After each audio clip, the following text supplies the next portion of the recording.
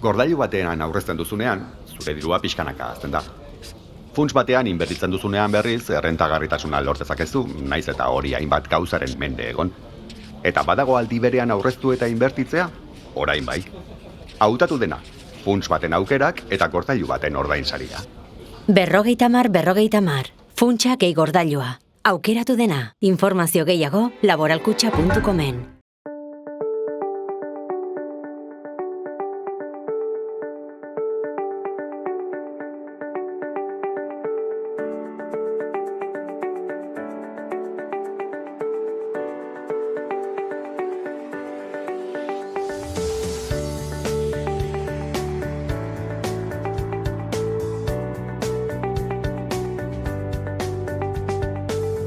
Kaixo eta ongi etorriak saio berri batera gaur martxoak 7 ostirala bi elkarrizketa izango ditugu. Alde batetik, Janirerekin konektatuko gara ELA sindikatutik datorrena. Enplegu zerbitzuak argitaratu dituen datuetan oinarrituta ELA sindikatuak ondorio batzuk atera ditu. Hauen artean, 10 langabetutik 6 emakumeak direla eta honen inguruan hitz egingo dugu berarekin. Eta beste alde batetik, Aitziber eta Narilarekin egongo gara sortzen elkartetik eta ratioak jeitsi plataformatik datozenak. Duela egun batzuk parlamentuan guraso talde bat egon zen 0 eta 18 urte arteko ratioen jeitsiera eskatzeko eta honen inguruan hitz egingo dugu beraiekin. Baina elkarrizketa hauekin hasi baino lehen goazen gure betiko edukiarekin.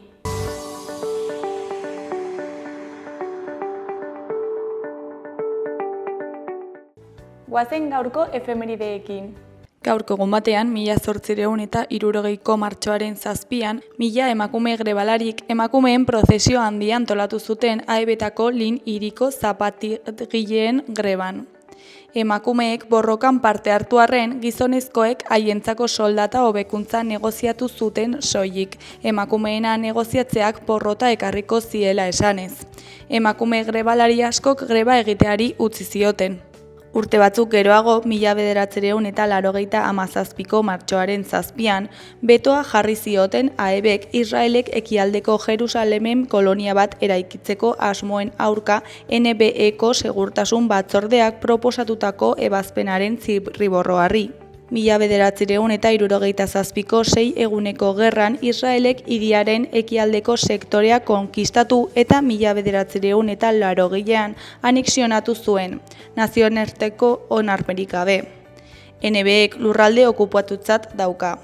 Egun berean, baina 1988an antimilitaristak Donostiako Loiolako kuartelera joan ziren ontziz eta kamioiak preserbatibo handi batzuekin estali zituzten. Ekintza horren bidez armadaren aurka babestu beharrean dei egin zuten. Hurrengo urteko azaroan epaitegi militarrean epaitu zituzten ekintzaile horiek, frankismo osteko lehen epaiketa militarrean. Eta bukatzeko 2017ko martxoaren 7an argiak Mozal legearen auzia irabazi zion Espainiako gobernuari. Epaiketarako 5 egun falta zirela orduko EAEko Espainiako ordezkariak bertan behera utzi zuten Asier López kazetariari ezarritako isuna. Atxiloketa baten berri emateagatik ezarri zioten isuna. Espainiako estatu osoan lege horiekin zigortzen saiatu ziren lehen kazetaria. Aldizkariaren azala Joseba Larratzerarena.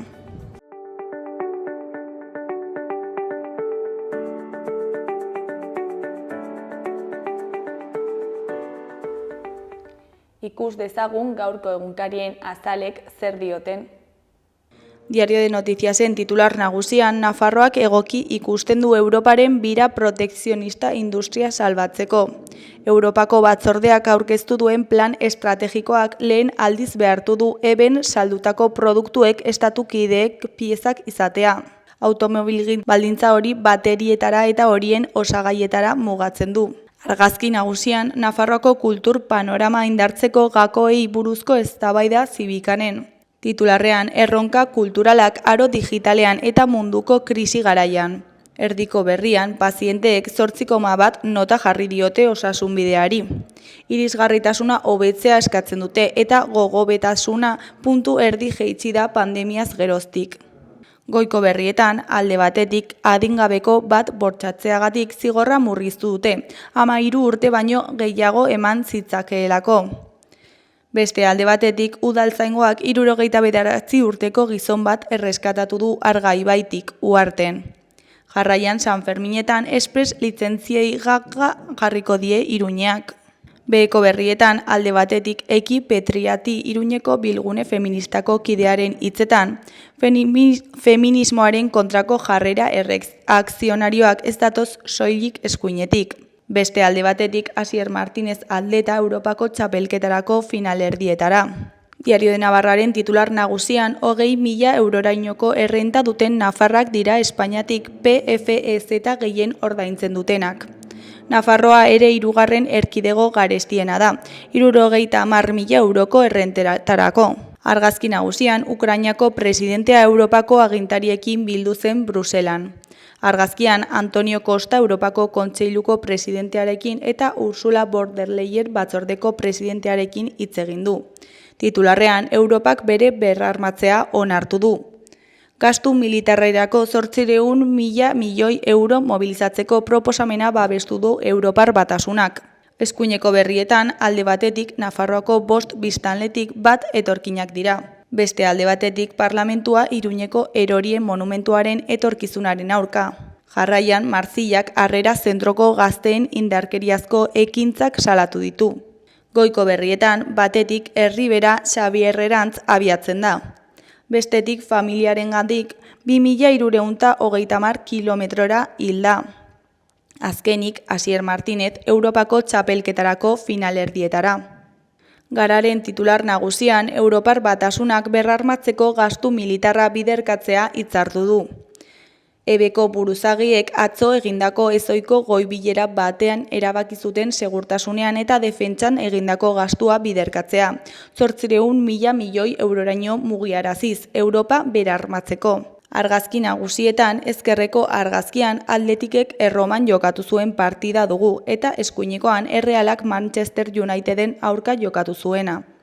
Titularrean dena erabakitzeke Europan, Atletikek Erroman in extremis galdu du eta Errealaren berdinketa konpontzearen ostean. Eskuineko berrian, Trump Hamasekin negoziatzen ari da eta heriotza gehiagorekin mehatxatu du. Beheko berrietan, alde batetik kontratu bat izatea migratzaileak onartzeko gakoa.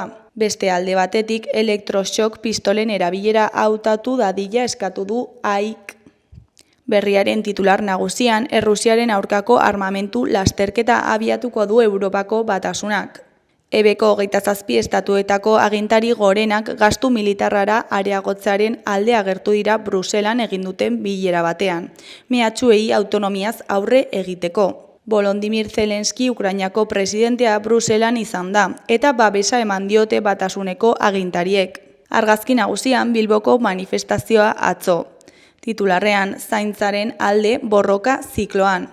Denon bizitzak erdigunean plataforma eta mugimendu feminista kalera atera dira Bilbon eta Iruñean. Goiko berrian, Atik konpainiak hots ikuskizuna estreinatuko du bihar Donostian. Eskuineko aldean, alde batetik, bortxatzaile bati zigorra murriztu diote, 13 urteko biktimak helduagoa ematen zuelako. Beste alde batetik zerga erreformak huts eginez gero oposizioak izango du erantzunkizuna, Aldundiaren arabera. Jarraian beste bi eskumen beteta Jaurlaritzak gizarte segurantza lortzea du orain xede nagusia. Beheko berrietan ezkerrekoan Juan Berde Joe Bidenen aholkulari ohia dugu. Honen hitzetan, Europak berrikuntzaren jasangarritasunaren eta independentzia energetikoaren alde apostua egin behar du. Eskuinekoan Atletikek etxean irauli beharko du kanporaketa eta Errealak berdinketa hautsi Old Traffolden. Euskal Herria Irratiaren titular nagusian, Italiako Nadia Perezen hitzetan, matxismoaren eta faxismoaren kontrako borroka instituzioetatik kanpo egin behar da. Ezker alderdien eta hauen politiken ondorioz feminismoaren aldarria instituzionalizatu eta kaleko borroka lausotu dela adieraztera eramandu emakumeen antolakunde sozialistak. Eskuineko berrietan, goikoan, Ana Goitiaren hitzetan, katana bezain zorrotza dut mingaina. Ana Goitia umoregileak katana bere lehenengo bakarrizketa luzea aurkeztuko du igande arratsaldean Burlatako kulturetxean. Behekoan, 3 film gomendio Maria Castejonen eskutik. Zinema adituak emakumearen nazioarteko egunerako motorrak berotzen hasteko 3 film gomendatu dizkigu. Iron Headed Angels, Calladita eta Las Buenas Compañías.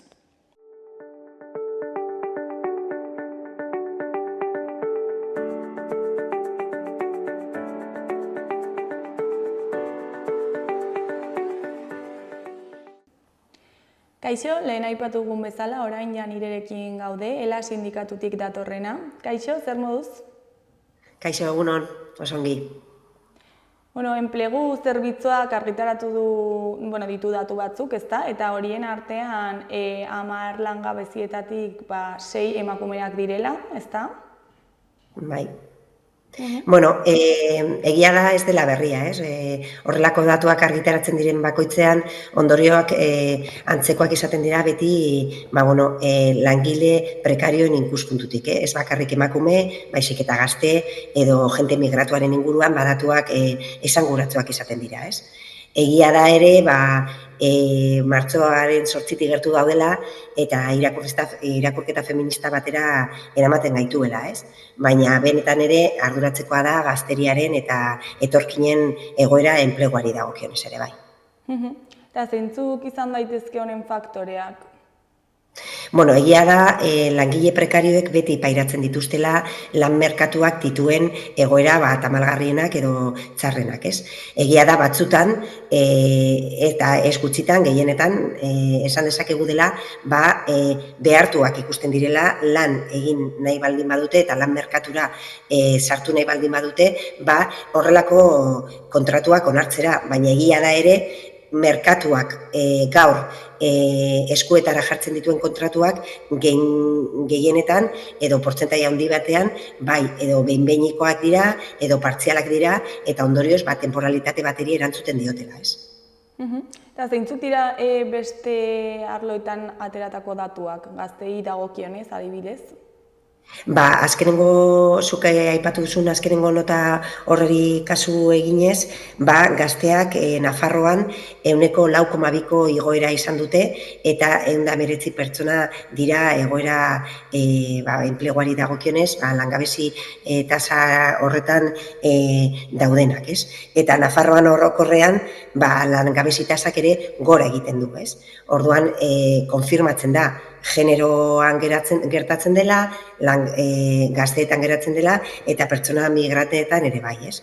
Eta horretik lehen esaten nuen, ez? Eta martxoak 8arekin lotuta, emakumeen egoeraz hitz egiten dugunean ez garela soilik, ez? Soldata arrakalan gelditu behar, bai, soldata arrakalak emakumezkoek pairatzen duten lehenengo lan merkatuko diskriminazio salagarriena da, ez?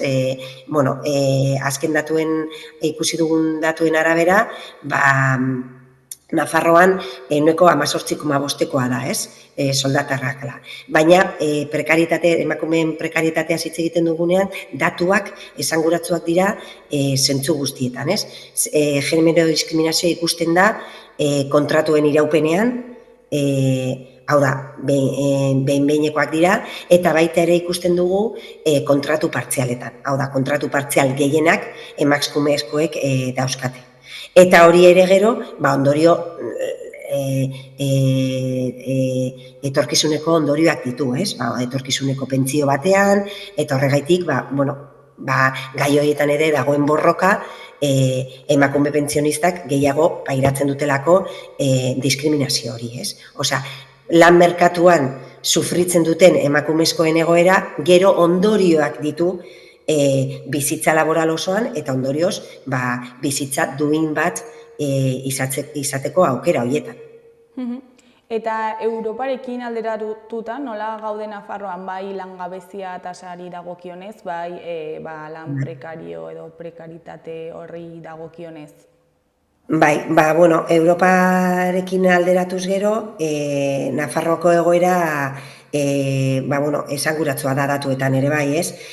Nafarroak 9% langabezi tasa dauka eta Europan 5,9 gaude. Askotan ohituta gaude entzutera, hemengo egoera bai Nafarroan, zein Euskal Autonomia Erkidegoan, Espainiar estatuarekin alderatuta, egoera hobeagoa dela, ez? Baina, hori trampak egitea da, ez? Konparatzen baldin bagara gu baino txarrago gaudenekin, gu beti joera daukagu Europako datuekin alderatzera eta konparaketa egitera, eta datuak esanguratsuak dira. Guzti hau, Europa mailan dauden politiken ondorioa da. Hau da, estatu bakoitzak bere lan merkatuari egokitzeko politika ezberdinak aplikatzen ditu, eta argi dago gaur hemen, bai Euskal Autonomia Erkidegoan eta Nafarroan dauden enplegu politikek ez diotela erantzuten lan merkatuak dituen beharrizanei, eta batez ere egoera horiek pairatzen dituztenak betikoak direla, ez? Langile prekarioak. Orduan, Europan gu baino hobeto daude, eta guzti hori politiken ondorioa da. Eta nola izan beharko litzateke politikak hemen, ez dakit, egoera hobera egiteko?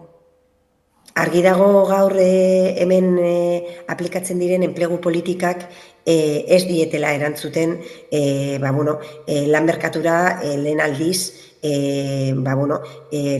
edo modu hasierako modu batean sartzen ari diren langile pertsonei, ez?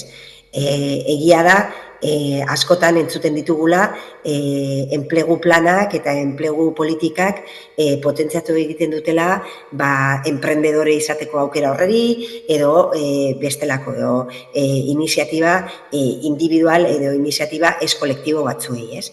Argi dago gure apostua lan merkatua hobetzeko eta dauden egoerei aurre egiteko direla gaur dauden enplegu publiko politikak hobetzea. Eta hori guztiz eskuz doa aldi batetik behin-behineko eta lan erreformak eta lan merkatua baldintzatu duten politika erreforma guzti horiek atzera egitea, guztiz eskutik doa enpresei ematen zaien diru laguntza, subentzio, inkluso kotizazio berapen horiei atzera emateko beharra dago, hau da, modu batean edo bestean politika guzti horiek argi dago ez dutela erantzun edo ez dutela hobetu lan merkatuaren egoera, eta argi dagoena da, adibidez, pentsio adina igotzeak guztiz kontrara egiten duela pertsona gazte eta pertsona berri edo langabetuek merkatura lan egiteko aukera horrekin, ez? Pertsona bat gehiago lan merkatuan dagoen bitartean, horrek ez du erreleborako aukera ematen, adibidez. Orduan, ikusten dugu lona politika askok lan merkatura sartzeko aukera horrekin guztizko talka egiten dutela. Eta nola dago lan merkatua langileentzako esan nahi dut, zergatik onartzen dituzte lan prekario horiek edo kontratu prekario horiek sinatzea? Alde batetik hemen azpimarratu behar da, azkenengo lan erreformak behin-betikotasuna finkatu zuen lan erreforma horrek esaten zuela kontratu, aldi baterako kontratuekin eta bukatuko zuela. Egia da izan, datuak hobetu baldin badira ere, oraindik ere langabezi datuak esanguratsuak direla eta prekarioenganako egoera ez dela hobetu. Orduan, ideia hori bai azpimarratu behar da, porque askotan entzuten dugu betikotasuna finkatzeak langabezitasek hobetu dituela eta horiekin amaitzeko bidean dagoela, ez? Hobetu baldin badira ere, argi dago prekarioentzat ez dela mesedegarria izan. Eta berriz ere ikusi behar dugu, ez? Nortzuk dituzten horrelako kontratuak eta zergaitik zuk esandakoaren ildotik onartzen dituzten kontratu horiek, ez? Egia da esan jendeak segurtasun gutxi bat bere bizitza garatzeko beste behar duela, eta segurtasun gutxi horrek lana ematen diola. Lan ez prekarioa, lan seguruaren eskutik doa, ez? Egia da, lan prekarioak edo prekarietateak ez duela segurtasuna ematen. Baina ez bakarri segurtasuna, hile bukaeran edo soldata batekin hile bukaerara heltzeko, ez?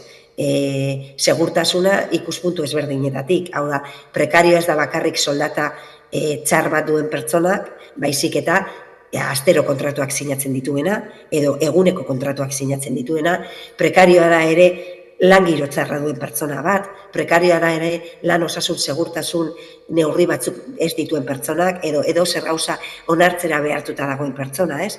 Eta argi dagoela da, patronalak eta merkatuak egoera tamalgarrietan dagoen pertsona horiekin jolasten duela,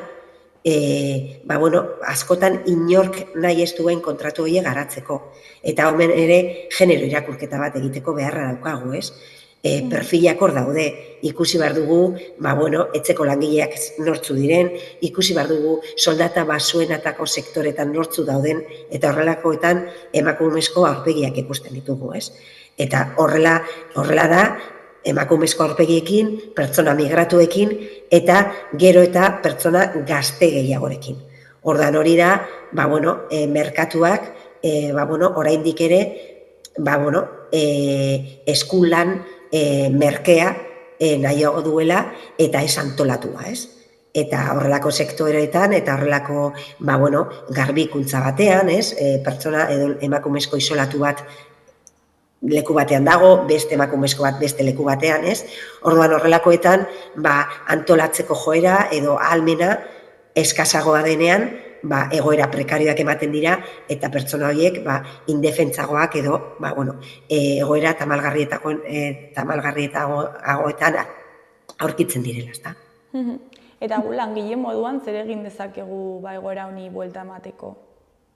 Langile moduan gakoa antolakuntzan dago.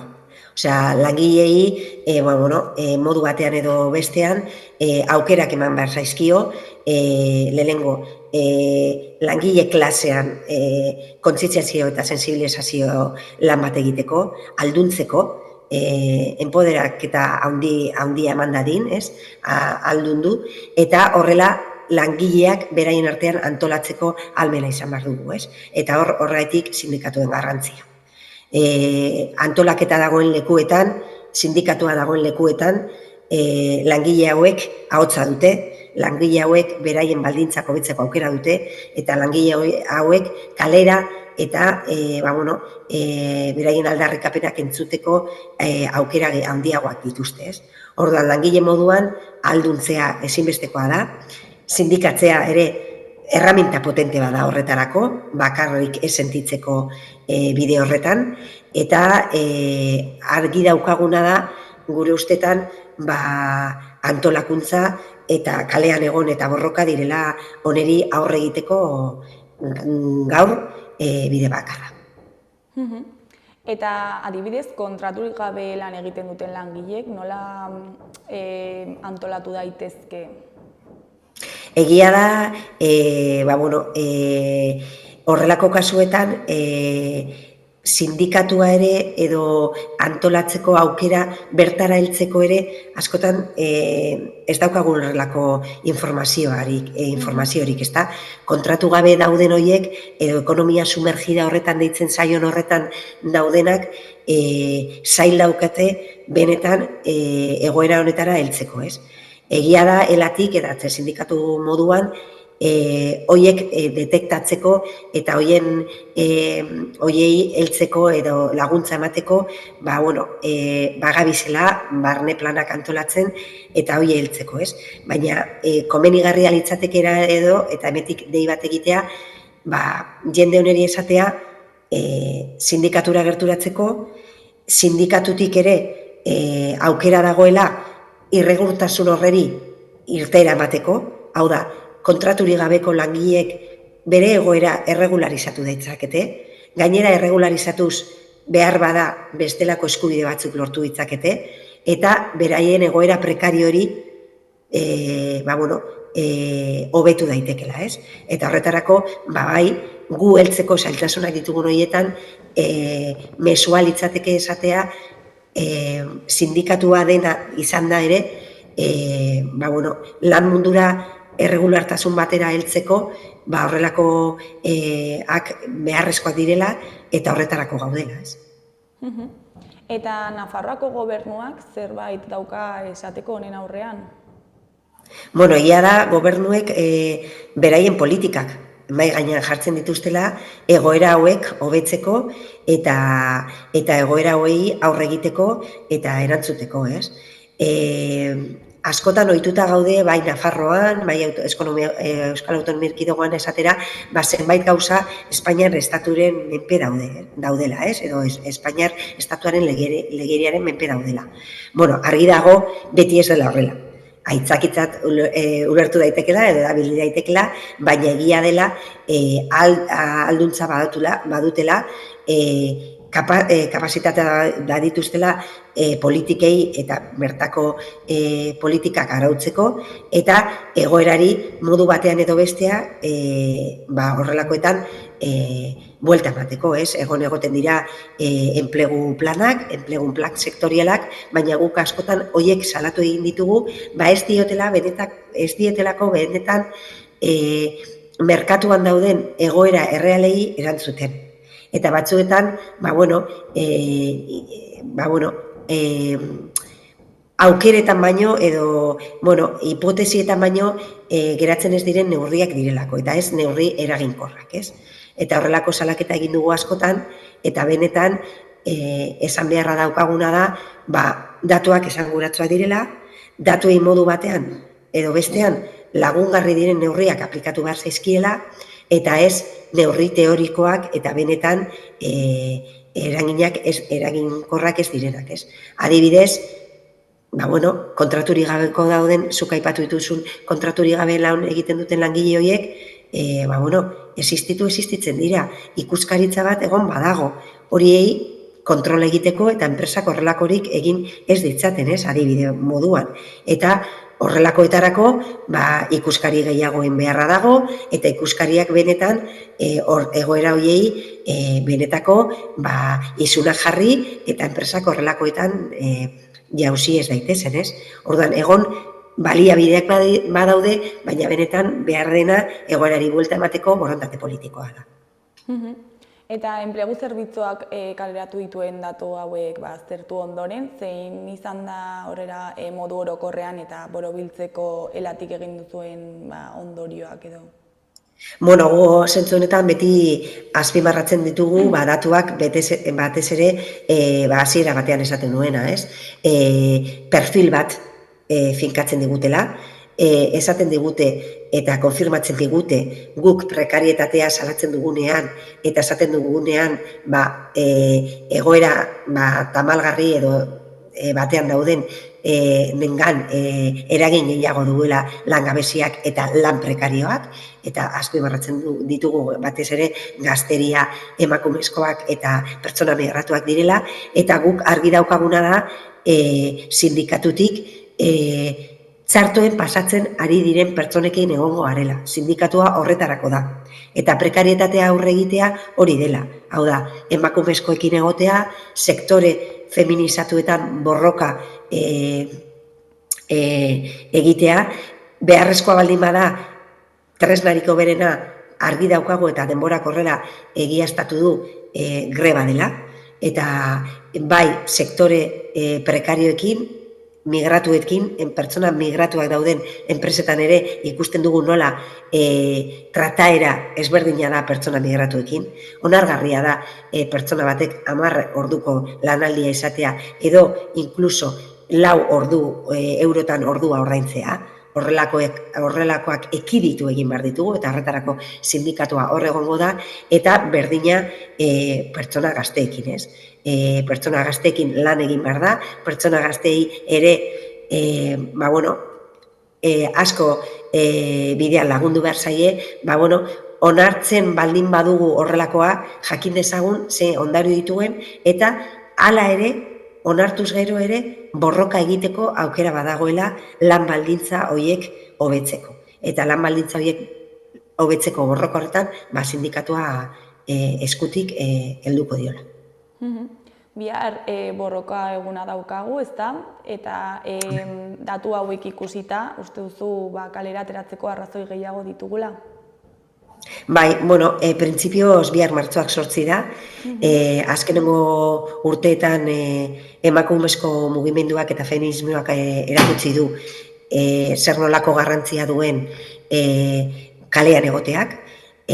Bihar aldarrikapen eguna da, aldarrikapen zerrenda handia eta luzea du mugimendu feministak, aldarrikapen horretan noski elak bat egiten du, eta egia da emakumezko mugimenduak eta feminismoak aurtengo urtetan irudi izan dela mobilizazioak daukan indarraz eta beharraz, ez? Kalean egoteko eta mobilizatzeko egoera horiek erakusten dute nola esateko asko daukagun eta egiteko asko ere bai, ez? Eta gauzak borrakarekin eta mobilizazioarekin eraldatzeko aukera dagoela, ez? Emakume moduan, arro sentitzeko beste mugimendua bada ere, mugimendu hau adibide bihurtu barra gizarte osoari dagokionez. Eta azkeneko galdera, nola ikusten duzu etorkizuna eta honi buelta emateko gakoa? Egia da, etorkizuna datuak askotan, datuetan bakarrik gelditzen baldin bagara, etorkizuna, ez dut esango beltzez, edo gris batean ikusi genezakela, ez? Baina egia da, biharko egunak ikusita, eguneroko antolakuntza ereduak ikusita, eguneroko irabaziak eta borrokak ikusita, argi dago, guk indarra, gogoa eta esperantza zugula galtzen, ez? Eta gu borroka horretan gaudela, borrokan sinisten dugu, horregatik gure funtsa, ez?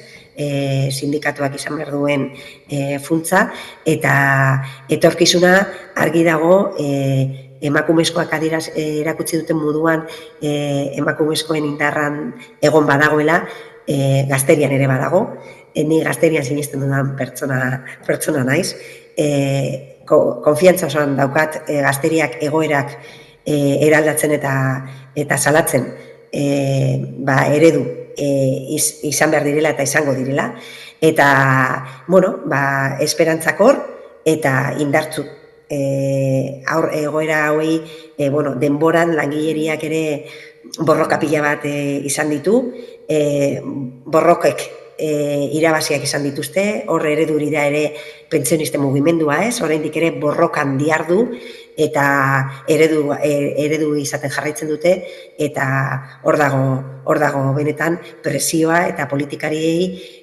exigentziak egiteko modua, ez? Gizarteak indarra du eta gizarteak eragingo du aldaketa hori argi daukagu.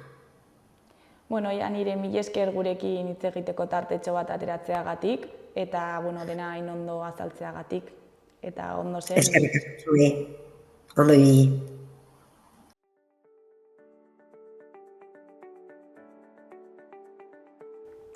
Gaurko eta asteburuko eguraldiaren iragarpena ikusiko dugu orain. Gaur, ostirala aldaketa esanguratsurik gabe jarraituko dugu.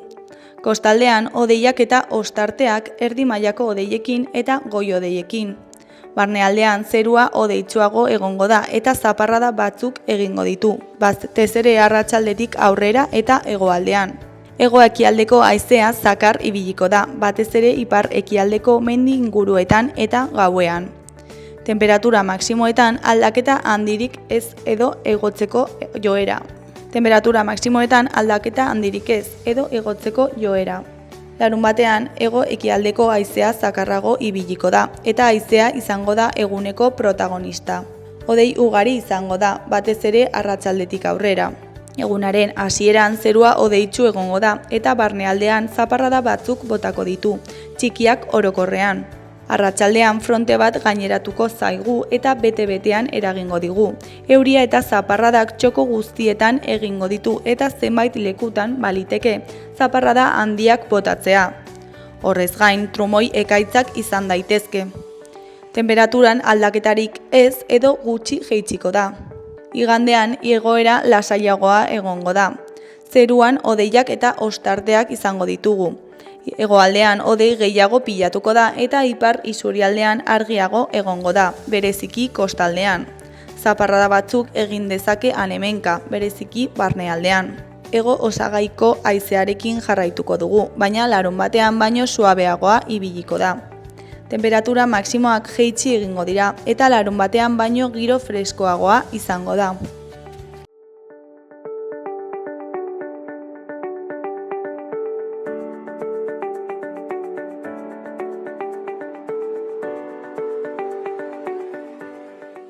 Kaixo, lehen aipatu egun bezala, orain Aitziberretan Arilarekin gaude, sortzen elkarteektik eta ratioak jaitsi plataformatik datozenak. Kaixo, zer moduz? Kaixo, egunon.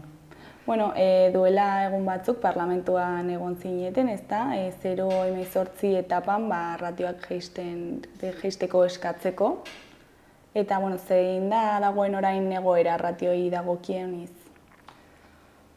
Gaur egun, parlamentuan esan genuen ez, hiriguneetan batez ere, lonluek esartzen dituen gehienezko ratioak daude. 25 ikasle gela bakoitzeko, batzuetan 26 baten bat beranduago etortzen bada, eta, egoera nahiko gogorra da eskola batzuetan. Eta zeintzuk dira honen faktoreak? Ez dago, borondate falta dago, hezkuntza publikoa kalitate gehiago izateko eta ratio baxuagoak izateko. Eta beti izan da horrela edo azken aldiako gauza bat da? Ratioak horrela dira aspalditik, orduan gauza da, hezkuntza legeak aldatuz joan dira, eman behar diren edukiak ere aldatuz joan dira, metodologiak aldatuz joan egin dira, baina gelan dauden haur kopuruak ez dira aldatu, orduan ezin da bat egin beste aldatu gabe. Eta nola eragiten die egoera honek ikasleei? Batez ere arreta falta dago, ez dago hezkuntza pertsonalizatua, irakasle batek ezin du gidatu eta eman behar duten arreta 25 aurregi batera. Eta orain, eskolan dauden baliabideak nahikoak ikusten dituzue hezkuntza kalitatea ona izateko? Ez hori, esan dugun moduan, azken urteetan legegoari atera dira, azkenekoak hori esaten duen modu batean egin behar dela, metodologia berri batzuk erabili behar direla, baina alde batetik ez dago formakuntzarako denbora, ez daude materialak egokituak, eta ere pertsonak behar dira hori aurrera eramateko, irakasle gehiago behar dira, eta hori falta hori dago. Kopiatu dute bakarrik testua, baina gero behar diren gauzak ez dituzte ekarri ere. Eta gero, irakasleei nola eragiten die honek? Ikustekoa da ez, ikasturte honetan deitu dituzte grebak, batez ere ratioi kontuan, beste hainbat konturekin, baina denek eta guk hitz egin dugun irakasleekin, ez haiek helarazten digutena da ardura hori ez direla iristen. Langain karga handia daukate, ez da? Bai, karga handia, bai ikasle kopuru aldetik, bai burokratikoki, bai egokitzeko. Eta haien bizi kalitatean nola eragiten du honek? Azkenean irakasle nekatuak, estresatuak eta bere lana gustora egin ezin dutenak. Guzti hori gainera, gu guraso eta familien ordezkari bezala, gure aurrei eta baldintzatzen diete, ez? Azkenean, beraiek ez baldin badaude egoera edo ondo, azkenean guzti hori transmititzen da ikasgelan. Eta haiekin kontaktuan zaudete, nola bizi izan dute egoera hau? nola bizi duten... Bai, irakasleek, haiekin egon zarete kontaktua. Adibidez, hitz egiten, ni adibidez hitz egin dut ratio handiena duen irakasle batekin eta 15 dituen irakasle batekin, eta haiek esaten dutena guztiz desberdina da. 15 dituenak esaten du, egiten dutela lan kooperatiboa, egiten dutela matematika manipulatibaz, egiten dutela ez gaur asko, nola egin aldien arreta haur bakoitzari, nola egokitu haur bakoitzari irakasteko modua, eta gero hitz egiten duzu 25 dituen irakasleak, eta eske ez naiz iristen, begira, bakit zure alabak laguntza behar duela honetan, baina baditut beste 7 laguntza gehiago behar duten orduan, mesedez eraman akademia batera, esaten dizu, nik ezin dut. Orduan hori gogorra da. Teorian ongi hartatzeko ezakit prestatuak daude, baina gero ez daukate baliabideek edo praktikan ez zaie... Bainera hori, guk beti esan duguna, irakasle bat 15 haur baditu, dauka haur bakoitzeko ordu erdi bat egunean. Baina baldin baditu 25, izango ditu 15 minutu eskaintzeko, eta 15 minututan ezin duzu arreta hori eman. Eta problematika honen aurrean, zeintzuk dira zuen eskaerak? Gu oinarritu gara Europako Komisioko haurtzaroaren arreta sarean dagoen taula batean, hori parlamentuan ere eduki genuen diapoa erabat jarrita, eta hori dira pixka bat jarraitzen ditugun gomendioak, ez? UNESCOk ere baditu bere gomendioak, baina nahi duguna da pixkanaka ratioa jaisten jun eta geletako egoera hobetzen jutea, ez? Eta zeintzuk dira orain eskatzen dituzuen ratioak etapa bakoitzean? Buruz, baina, haur hezkuntzako lehen zikloan 0-3 urte, 16 aste urte bat tarteko aurretan, 1 eta 4 ume tartean. 1-2 urteetan, 1 eta 6 ume tartean, eta 2-3 geletan, 1 eta 8 ume tartekoa. Oraingoak dira 8, 12, 16 bikoitza. Gero haur hezkuntzako bigarren zikloan, 3-6 urte tartean, 1 eta 15 ume tarteko ratioa. Orain, 25 tarte, gaitezke. 25, baina gero badago eguneko tarte bat, eskolaratze beranduagoetan eta oinarritzen direnak, igo litezkenak zenbaki horiek, bai. Eta DBH-en ere, igotzen dira oraindik ere gehiago. Gero hori, lehen hezkuntzan, lehenengo zikloan 15 eta 18 ume tartekoa, lehen hezkuntzako bigarren zikloan 15 eta 18 ume tartekoa, lehen hezkuntzako hirugarren zikloan, direla ja 11-12 urtekoak 15 eta 18 ume bitartekoa, derrigorrezko bigarren hezkuntzan 15 eta 20 ikasle tartekoa, eta batxilergoan 15 eta 25 ikasle tartekoa. Eta, zuen proposamena onartzen bada, edo onartuko balitz, zer aldatuko, edo nola aldatuko luke egoera? Batez ere, horrek arreta izan ahalko zutela. Eta edukiak emateko, aurrera eramateko, aukera gehiago. Eta azkenean da guztien baldintzako betzea, ez? Irakasleen baldintzako betuko lirateke, baina familienak ere zuzenki hobetzen dira, eta familien baldintzako betzen dira, aurrak gustorago juten direlako, eta aurrak hartatuak sentitzen direlako. Azkenean, momentu honetan ez dago batzuetan gaindituak daude, eta arreta hori faltan somatzen da. Azkenean, baduzu tutorearekin harreman hori, baina tutoreak hitzez hitz esatzen dizu, ez naiz iristen. Eta ez naiz iristen horrek zuri asko baldintzatzen dizu, eta zure seme-alabari ere. Eta azkenean horrek eskola uzte tasa horiek ere hortxe daude, eta hori da baldintzatzen duen gaietako bat, ez? Azkenean, zuk ez duzu nahi zure seme-alaba edo gure seme-alabak eskola goiztiar uzte horren prozesuan sartzea. Zu guraso bezala nahi duzuna da zure seme-alabarentzako hoberena. Ez gara esaten ari irakasle bat behar duguna, baina bai beste borondate bat eta ekintza behar ditugu azkenean, borondate politikoa behar da. Eta Jimeno kontseilariak zer esaten du ratioen inguruan? Jimenok esan zuen egin zuen beste telebista baten elkarrizketa batean, estatuko onenak genituela, baina bataz bestekoa eginez. Landa eskolen eta hiri eskolen bataz bestekoa eginez, ateratzen zen maxuagoa, baina errealitatea da badaudela. 25, 26 haur dituzten gelak, orduan ez da legezkoa, ez da bidezkoa bataz besteko bat egitea. Eta adibidez, juriok parlamentuan egin zigun erantzun bat izan zen, ez duela eraginik ratioak jeistea hezkuntzan, eta ez geratu dira nola ez duela eraginik, eragin handia badu.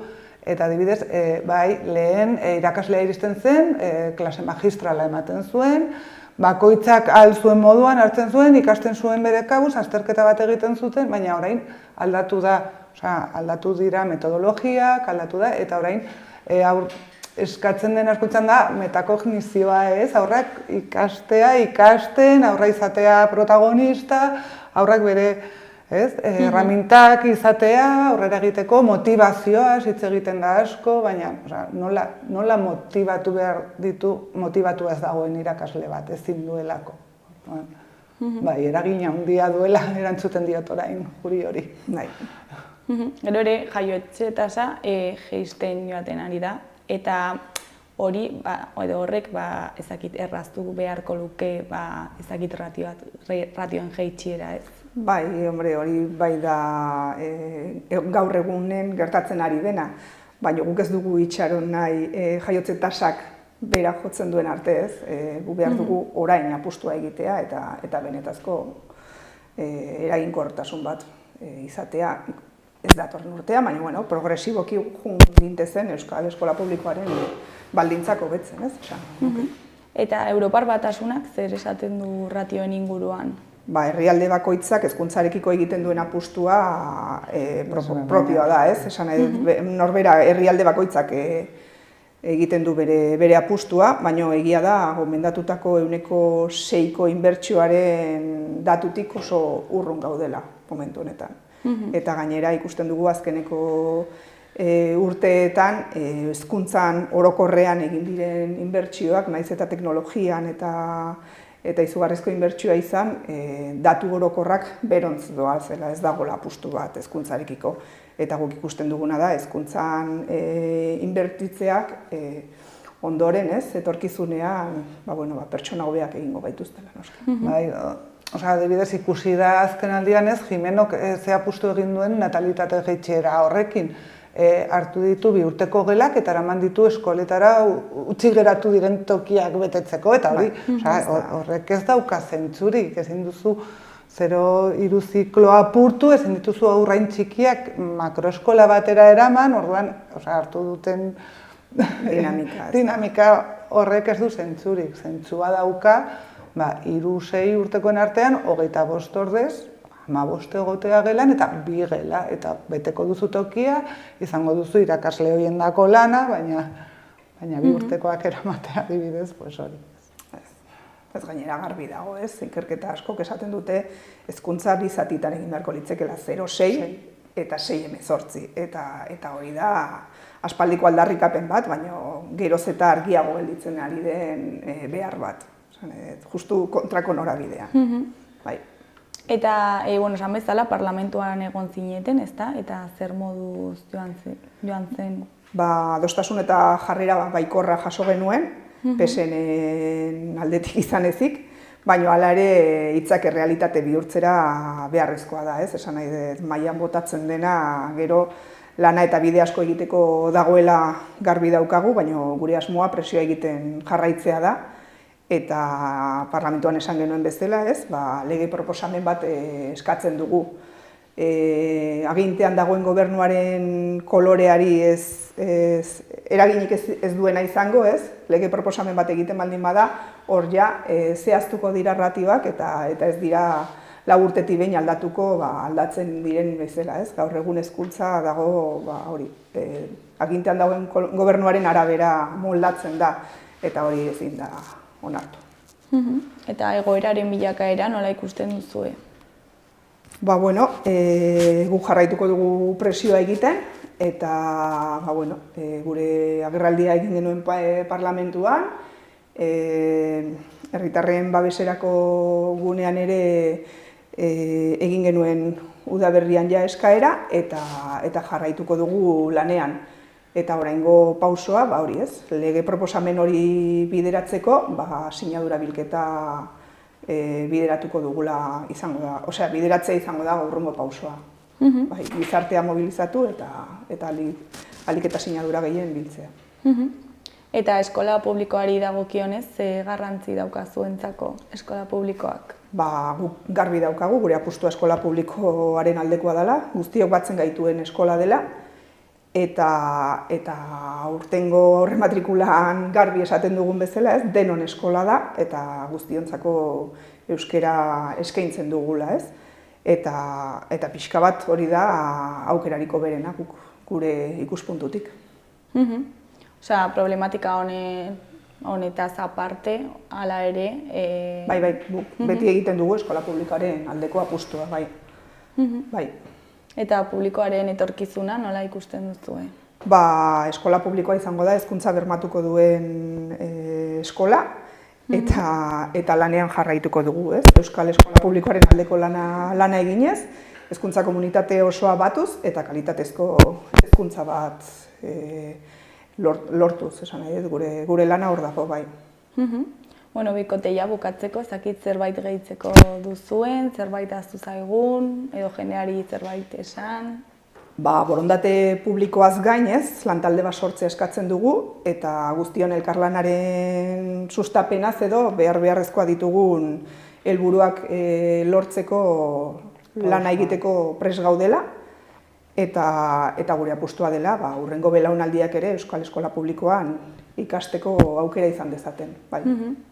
Bikote mila esker gurera etortzeagatik eta egoera hain ondo azaltzeagatik, eta ea zer moduz joaten den etorkizuna, espero dugu egoerak hobera egitea. Jarraituko dugu lanen. Mila esker. Zuei.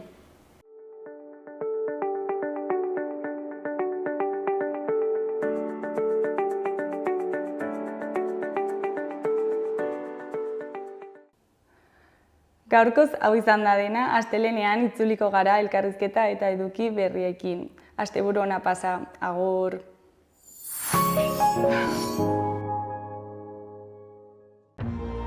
Gobierno de Navarra. Nafarroako gobernua.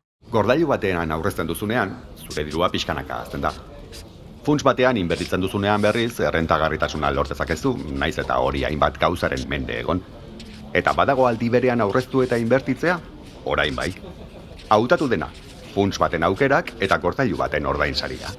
50-50, funtsa gehi gordailua. Aukeratu dena, informazio gehiago laboralkutxa.comen.